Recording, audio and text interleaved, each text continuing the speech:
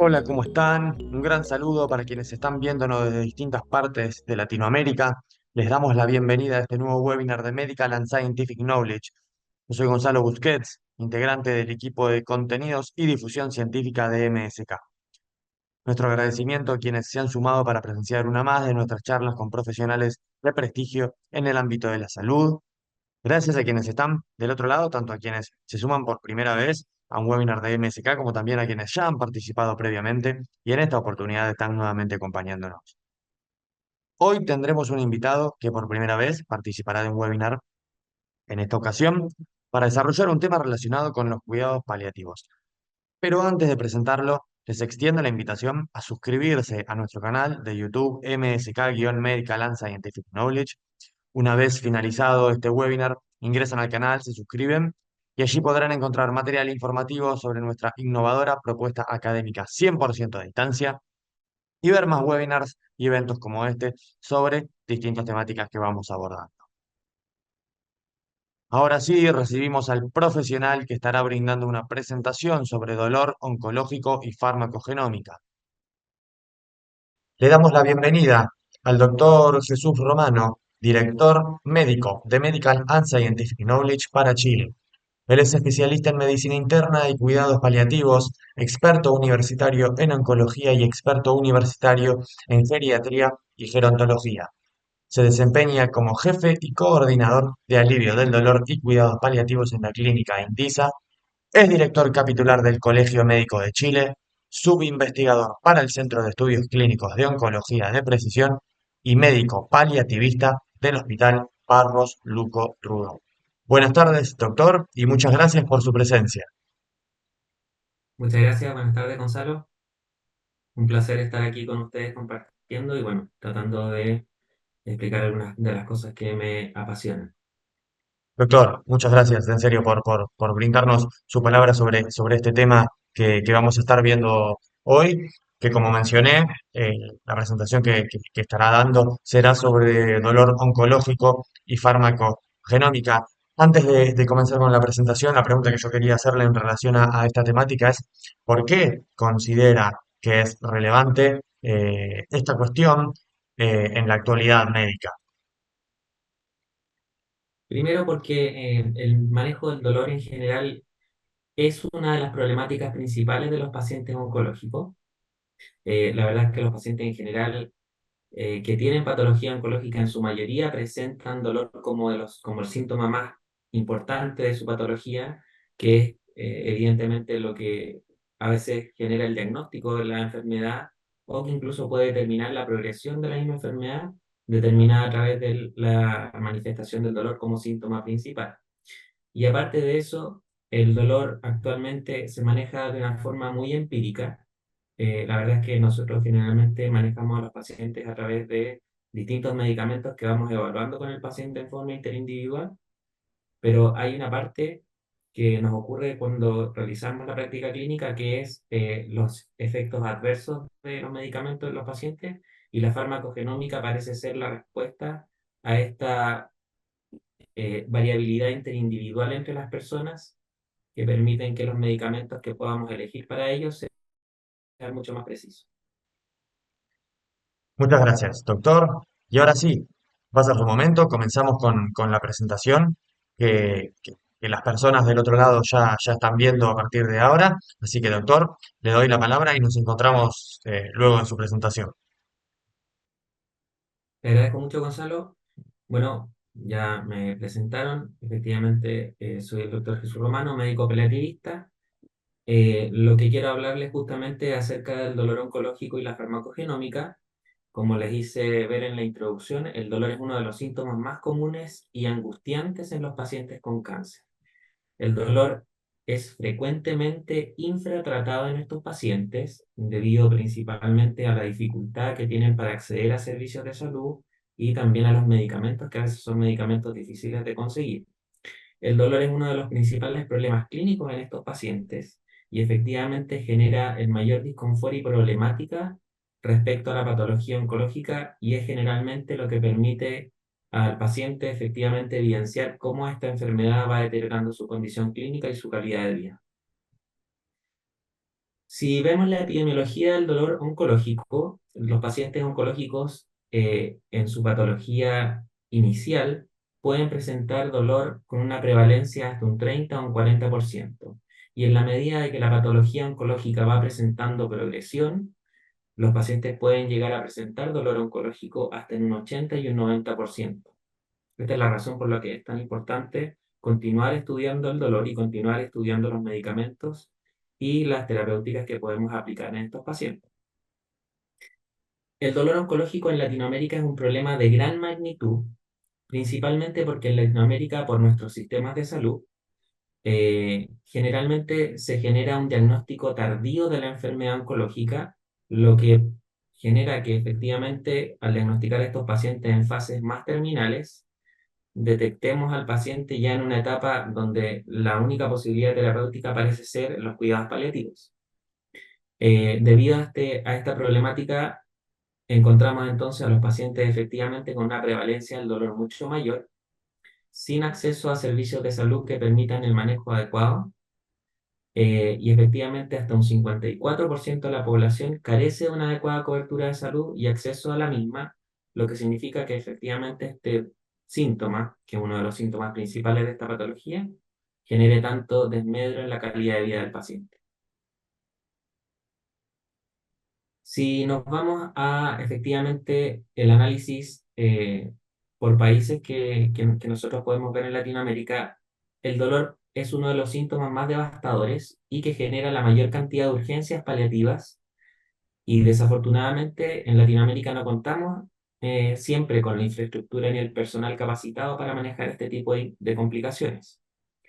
El manejo paliativo y de soporte cobra una especial relevancia, ya que dada esta condición que tenemos en Latinoamérica y desafortunadamente la difícil cobertura que tenemos de nuestros servicios de salud, obviamente amerita que nosotros nos profesionalicemos en el manejo de este síntoma y de lo que conlleva en el desarrollo de la calidad de vida. El manejo del dolor en general se considera que es subóptimo. El dolor oncológico puede ocurrir, como les explicaba, en todas las etapas de la enfermedad e incluso en todas las etapas diagnósticas del proceso de enfermedad. Tiene diferentes características clínicas, que no vale la redundancia poder abarcar en esta presentación. Tiene un amplio espectro de intensidad, de un 56 a un 82% de los pacientes no son tratados correctamente y hasta un tercio de los pacientes no reciben la analgesia adecuada en las etapas en que va viviendo este proceso de enfermedad.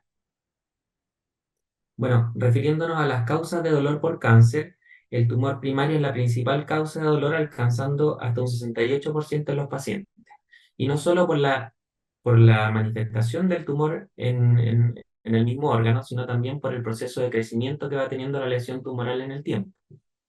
El crecimiento va generando compromiso de estructuras adyacentes, lo que puede llevar efectivamente a la presentación de mayor dolor y de distintos tipos de dolor, por ejemplo, cuando se comprometen vainas o estructuras nerviosas que van generando dolores de distinto tipo, como el dolor neuropático. Los dolores pueden ser causados por las siguientes situaciones. La cirugía, por ejemplo, que se utiliza para poder extraer la masa tumoral o poder realizar biopsias. La radioterapia, que es parte de la planificación oncológica y que si bien en algunos aspectos tiene la forma de manejar el dolor, por ejemplo, los dolores óseos que se irradian para poder reducir la lesión tumoral. En muchas oportunidades la inflamación que genera la radioterapia en el tejido adyacente que rodea el tumor genera también una mayor manifestación de este síntoma. La quimioterapia también puede generar dolor, también por procesos inflamatorios principalmente.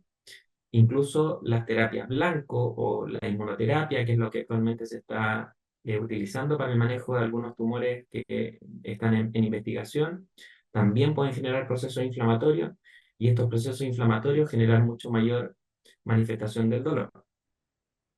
Algunas terapias de cuidado de soporte, por ejemplo, la instalación de sondas o la punción de algunas estructuras como la pleura o el líquido acítico también pueden generar efectivamente dolor, y procedimientos diagnósticos, como les mencioné, las biopsias, que pueden ser biopsias dirigidas por imágenes, también generan dolor y también debemos manejarlos en el proceso de enfermedad del paciente.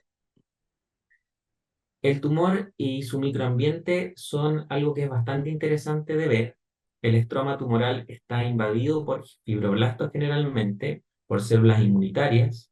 La célula tumoral, que obviamente tiene su núcleo que está hipóxico, o que tiene estructuras que son aberrantes y que se invaden efectivamente por otro tipo de estructuras como células neoplásicas eh, de distinta distribución, que van generando distintos tipos de variación, que tienen una diferenciación distinta entre ellas y que generan este modelo de masa tumoral que está compuesto por células de distintas características y que van generando obviamente distintos procesos de enfermedad y crecimiento tumoral que obviamente van generando también la liberación de interleuquina, de factores neutrófilos, de proteasa, lo que desencadena finalmente que el tumor genere un proceso inflamatorio, genere un proceso de compromiso nervioso, eh, el tumor, como les explicaba, no es que aparezca y quede en un ambiente en forma aislada, sino que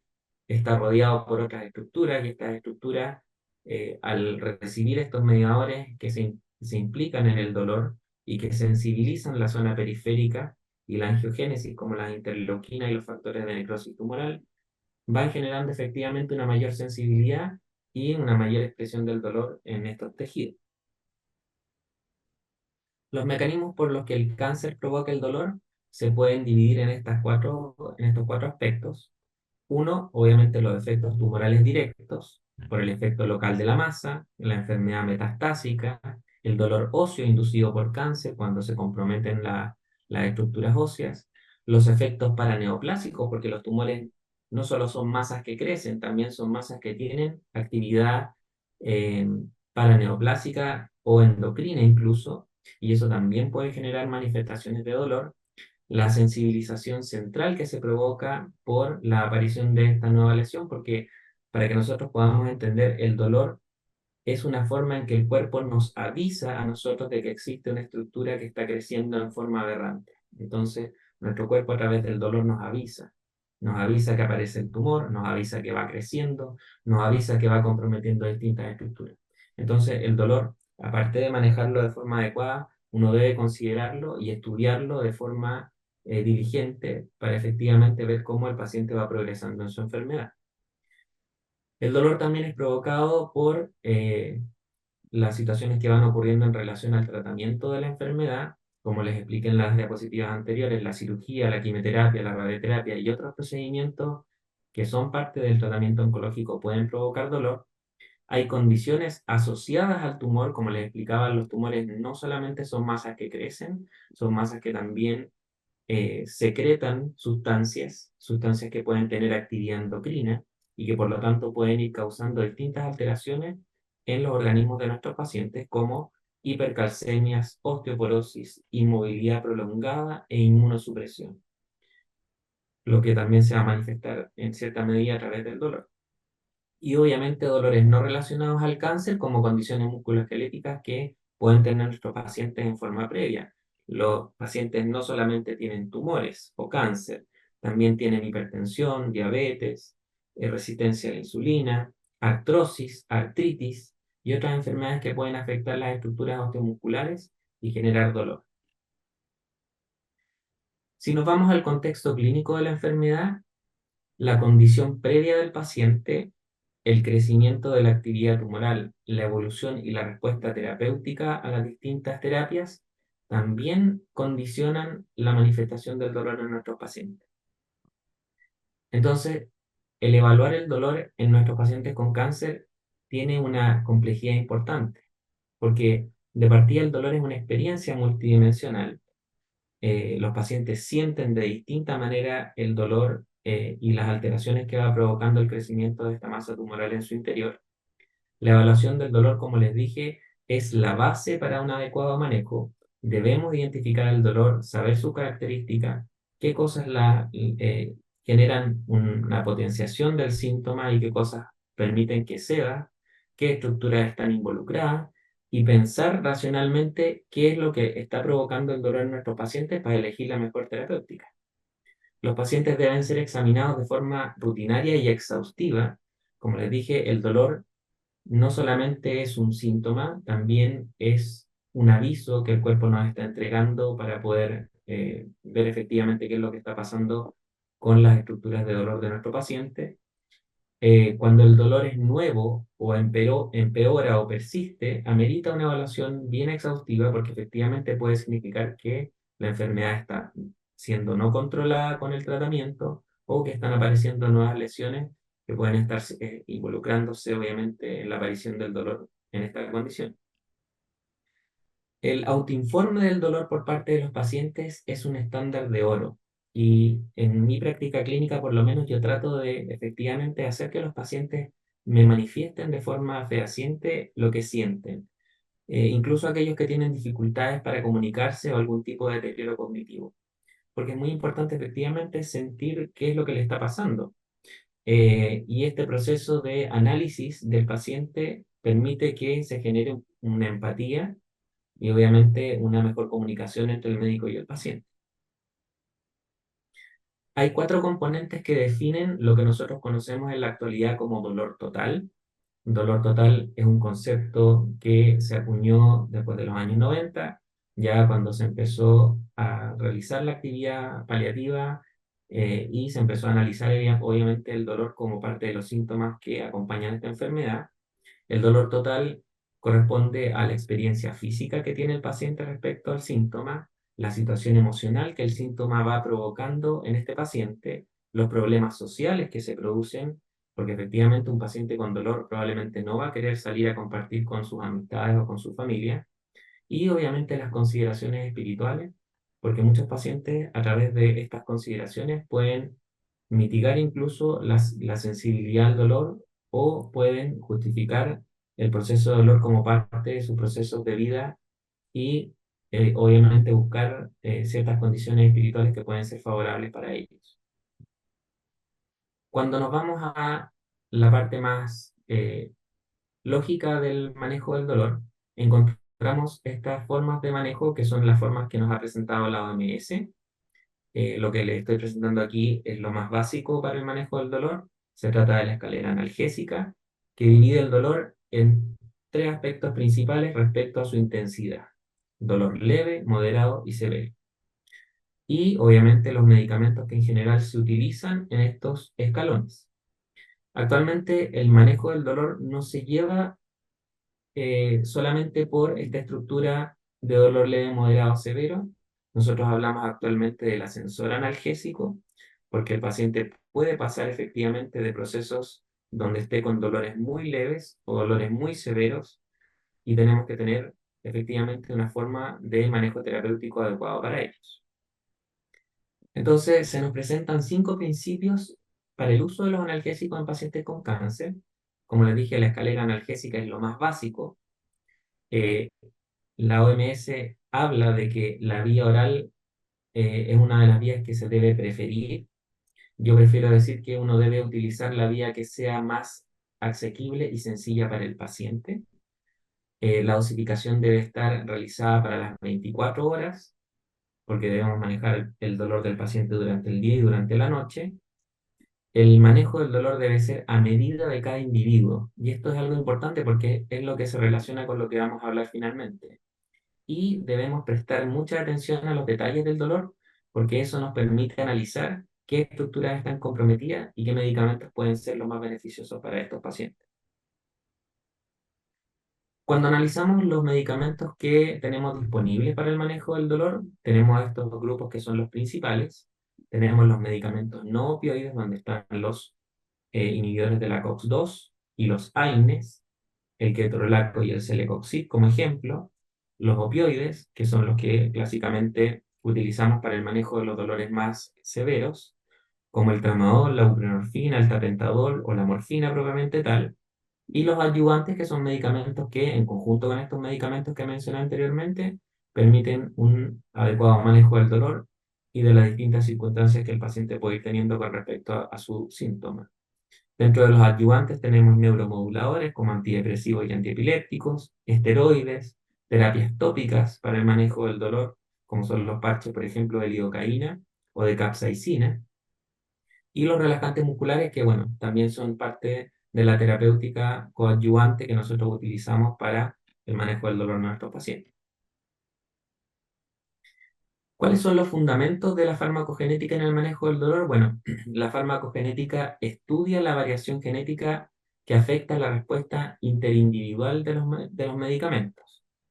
La importancia en el manejo del dolor es principalmente porque esta variabilidad que tenemos entre las personas puede generar distintos procesos de eficacia al tratamiento.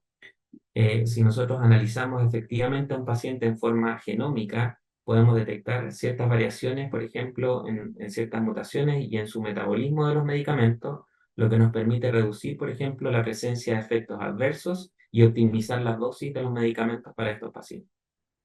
Los genes claves que se han analizado para la farmacogenómica son principalmente los que están relacionados al metabolismo y a la efectividad del medicamento dentro del receptor, como son, por ejemplo, los receptores mu de morfina.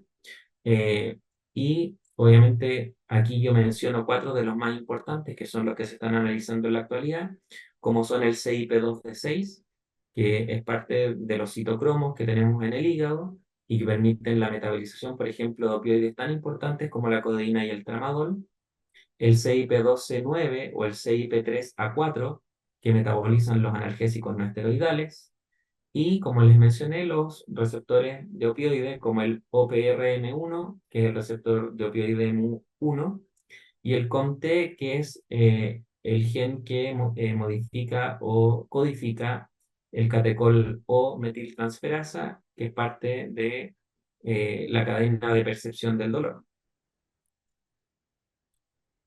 Cuando vemos la respuesta individual de los pacientes, por ejemplo, a los opiáceos, vemos que dependiendo del sexo, la edad, los hábitos, el entorno y las interacciones farmacológicas, el paciente puede tener efectivamente una variabilidad importante respecto a la manifestación del dolor.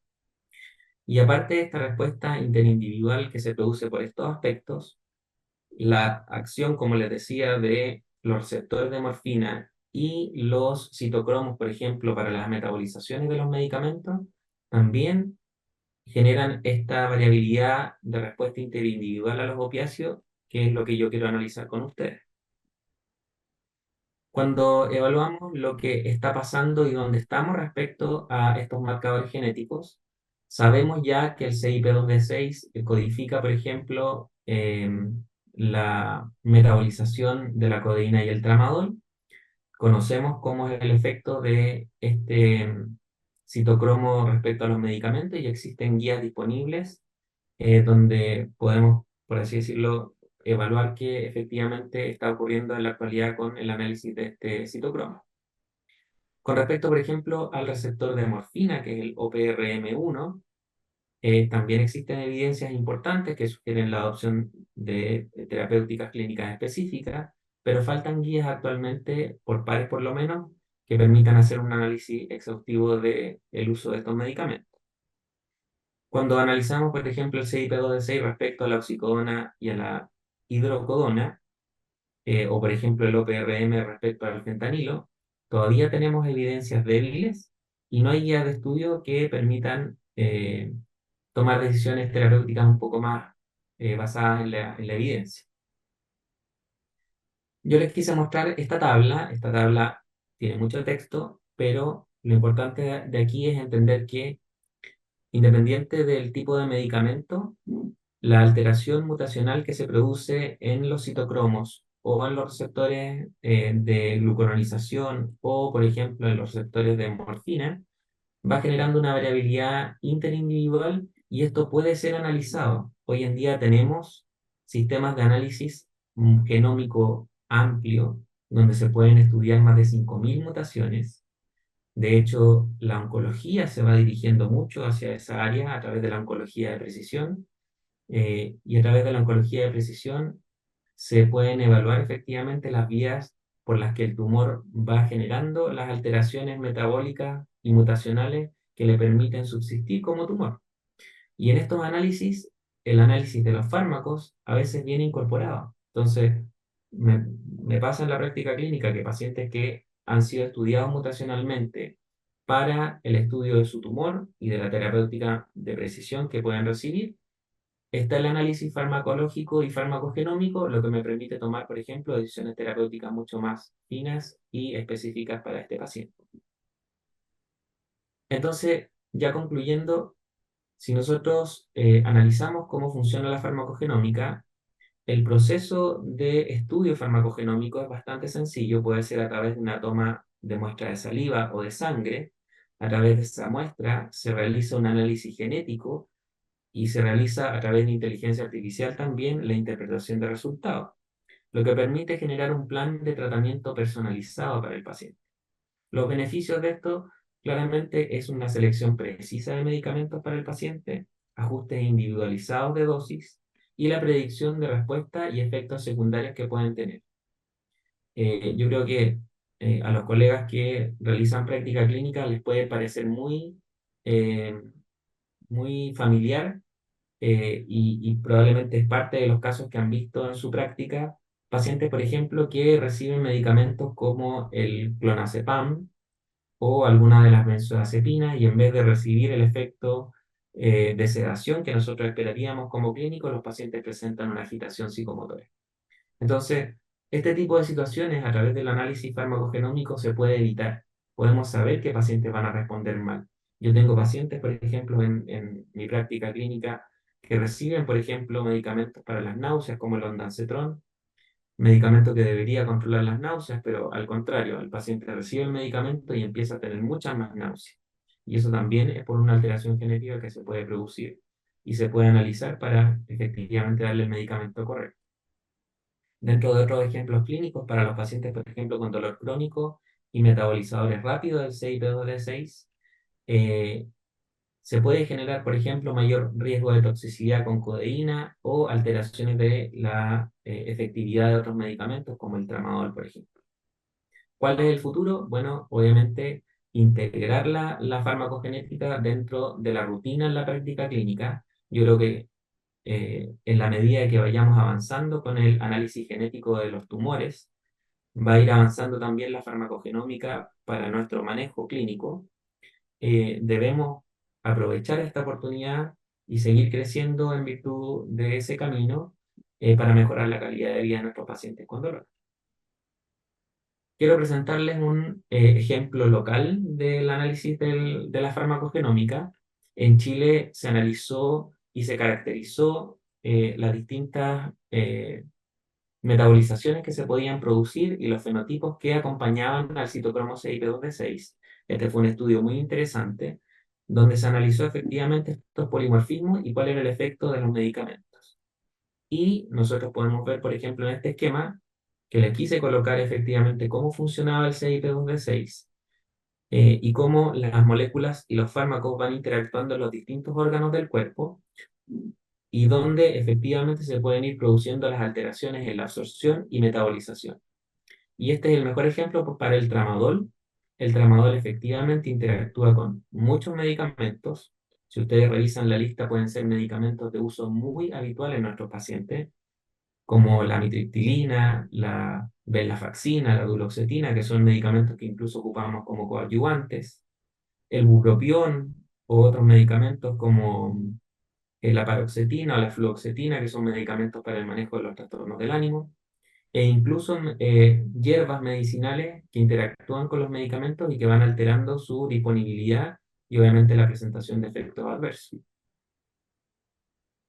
Cuando se realizó este análisis de los tipos de metabolizadores que tenía el CYP2D6, se pudieron identificar estos cuatro grupos. Los metabolizadores ultra rápidos, que son los pacientes, por ejemplo, que reciben dosis enormes de tramadol, 100 o 200 miligramos, y que su intervalo de acción es muy corto. ¿Por qué?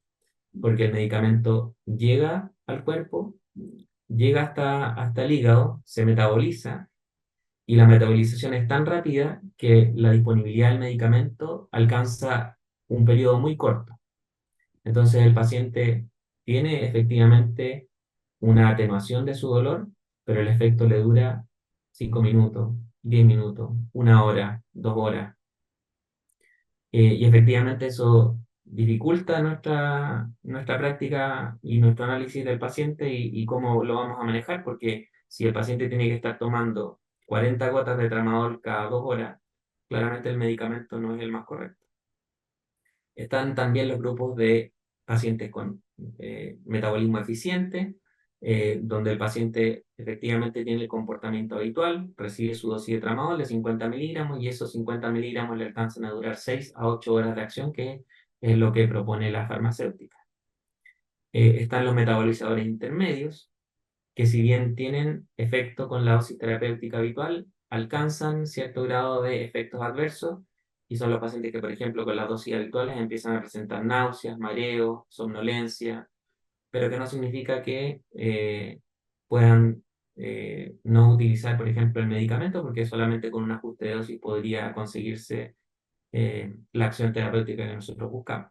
Y finalmente tenemos a los metabolizadores lentos, que son este clásico grupo de pacientes que nosotros le damos una dosis muy pequeña del medicamento y que tienen reacciones adversas muy significativas. Pacientes que, por ejemplo, con menos de 25 miligramos de tramadol presentan náuseas, vómitos, mareos, estreñimiento y obviamente dificultad para poder utilizarlo dentro de la terapéutica clínica del propio paciente. Eso principalmente quería abarcar. No quise profundizar mucho más los temas porque esto podría dar para una charla muchísimo más larga. Me interesa mucho que se queden con la importancia de la farmacogenómica dentro de la práctica clínica. Debemos avanzar hacia ese aspecto. La verdad que es el campo fértil para que nosotros podamos mejorar el manejo sintomático de nuestros pacientes, sobre todo cuando tienen esta patología tan compleja como la patología oncológica. Muchas gracias, doctor, por esta presentación. Permítame comentarle a todas las personas que están conectadas en este momento que ahora mismo en el chat encontrarán un enlace al que pueden ingresar para compartirnos su opinión y sus comentarios sobre este webinar. A usted, doctor, bueno, nada, agradecerle, al igual que lo hice al comienzo, por su presencia en este webinar de MSK, por primera vez poder contar con usted y charlar de este tema y brindarle estos conocimientos a la gente que se ha conectado, que está viendo este webinar. Así que muchas gracias, en serio, doctor, por haber sido parte de este webinar de MSK. Muchas gracias, Gonzalo. Te agradezco mucho la oportunidad. Espero poder seguir compartiendo con usted temas importantes que sean de interés para todos. Muchas gracias, doctor. Allí pasó este nuevo webinar de Medical and Scientific Knowledge. Han podido escuchar y aprender sobre conceptos específicos clave del ámbito de los cuidados paliativos. Pero todo lo aprendido no debe quedar aquí, porque desde MSK queremos impulsar a los profesionales de la salud, continuar sumando conocimientos con la mejor propuesta académica 100% a distancia. Para quienes se hayan inscrito, les comentamos que tienen acceso al curso de oncología de MSK con una beca parcial exclusiva, más otros beneficios especiales, con la posibilidad de realizar una prueba de 7 días gratis y acceder a los contenidos principales y obtener luego una suscripción final. Recibirán todo en sus casillas de correo compartidas al momento de inscribirse al webinar y pueden conocer sobre el curso de oncología ingresando ahora mismo en www.mscalatam.com. Este webinar queda subido en nuestro canal de YouTube, que es MSK-Medical and Scientific Knowledge, y también los invitamos a seguirnos en nuestras otras redes sociales y nos encuentran en Instagram como msk.latam y en Facebook o LinkedIn como MSK-Medical and Scientific Knowledge. Muchas gracias por habernos acompañado y nos encontramos en un próximo webinar.